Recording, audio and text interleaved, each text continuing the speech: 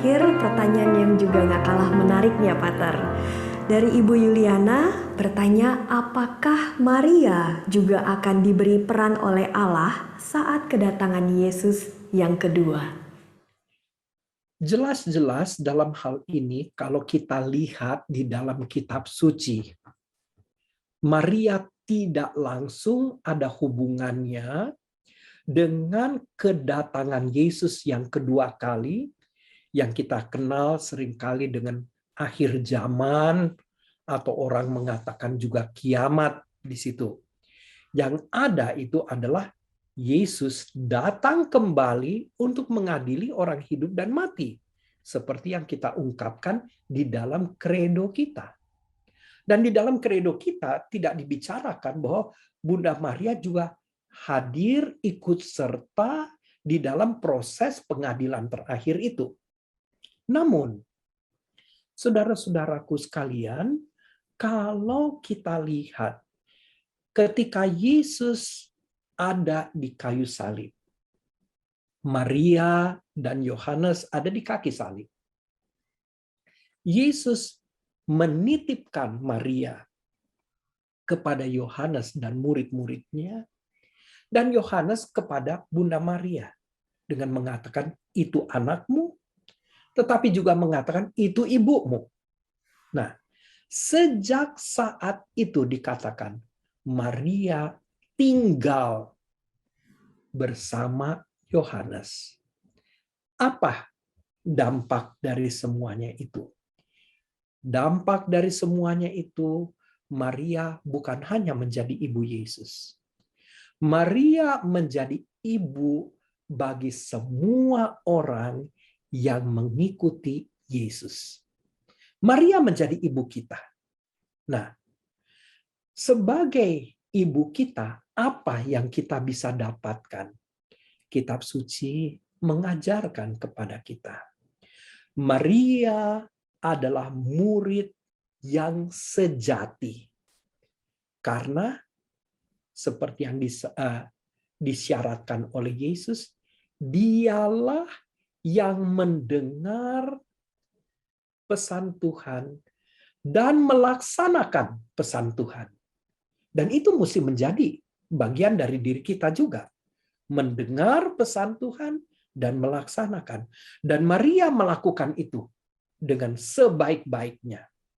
Maka Maria menjadi ibu, menjadi panutan, gambaran seorang murid sejati yang disyaratkan oleh Yesus ada pada dia.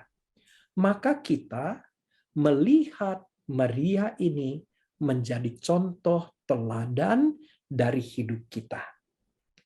Nah, Maria yang diberikan oleh Yesus kepada gereja, jadi bukan hanya ibunya saja, tetapi dia menjadi ibu bagi gerejanya ini.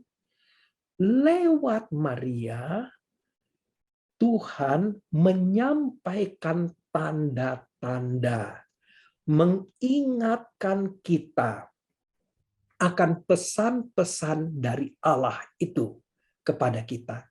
Sehingga Bunda Maria itu tidak berperan langsung di dalam kejadian akhir zaman, tetapi di dalam perjalanan menuju akhir zaman, Maria terus-menerus diutus mengingatkan, memberikan pesan-pesan agar manusia itu tetap berjaga-jaga, bersiap siaga untuk menyongsong kedatangan Yesus yang kedua kali.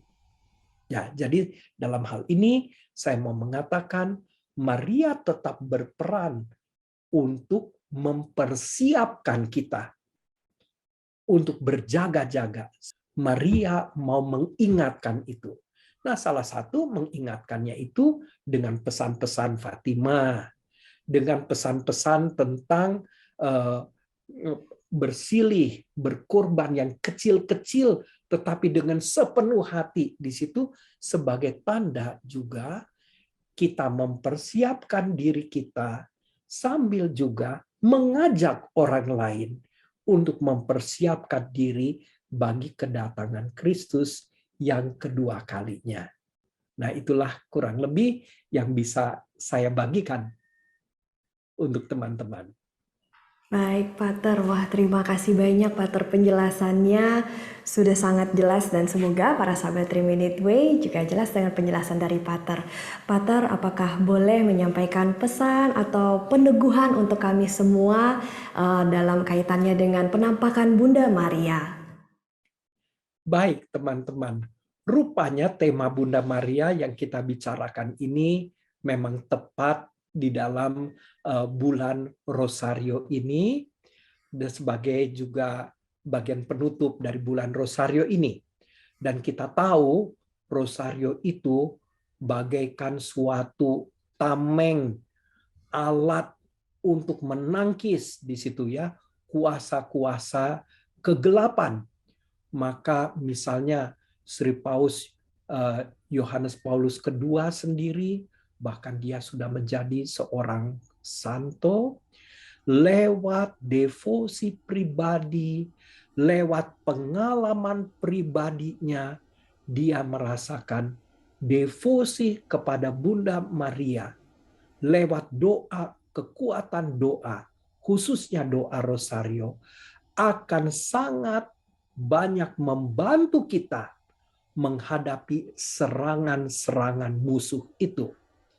Karena Yesus sendiri berkata bahwa kalian aku utus seolah-olah sebagai domba di tengah-tengah serigala.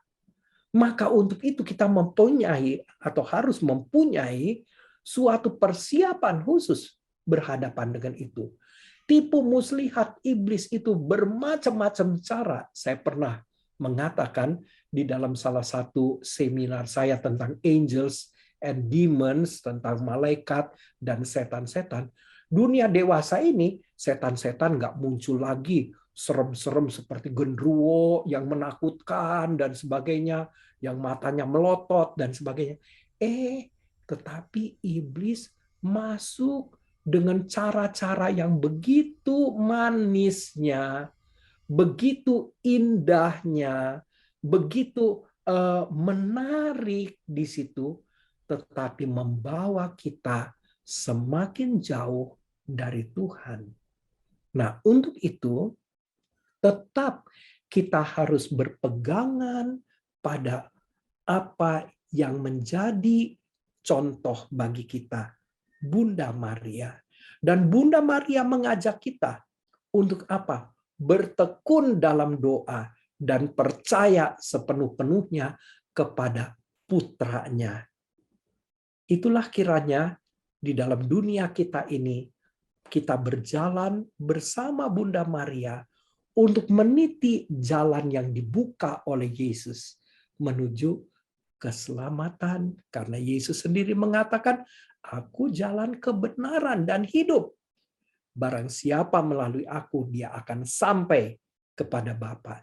Sehingga kedatangan Yesus kedua kalinya untuk kita yang berjalan bersama Maria, mencontoh selalu hidup Maria itu, bukanlah merupakan suatu ancaman atau suatu ketakutan, tetapi justru menjadi suatu suasana di mana keselamatan itu didatangkan bagi kita semua. Suatu kerinduan. Maka kitab Wahyu berakhir dengan kata apa? Satu kata, Maranatha, yaitu datanglah ya Tuhan. Justru orang beriman mengharapkan kedatangan itu dengan gembira. Baik, Inga, itu yang saya bisa berikan. Baik, Pater Robi, terima kasih banyak atas waktu yang diberikan untuk para sahabat 3 Minute Way. Baik, para sahabat, demikian rangkaian seri penampakan Bunda Maria di bulan Oktober ini. Juga terus ikuti channel 3 Minute Way untuk di bulan November dan berikutnya ada tema yang menarik juga. Salam, Tuhan memberkati kita semua. Amin.